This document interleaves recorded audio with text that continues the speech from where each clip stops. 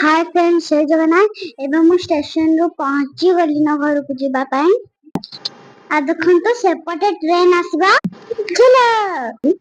एबे ट्रेन पळा आसला म अब सीट पाखो गली देखन तो बाहर का तो सुंदर नजारा बढ़िया पवन भी आउछ एटा कुरकुरी वाला आसला मु कुरकुरी गोटे रखी देथिले मते टेढ़े मेढ़े भल लागे मु टेढ़े मेढ़े कुरकुरी गोटे आन देथिले मो भाई आज सोनी बाबा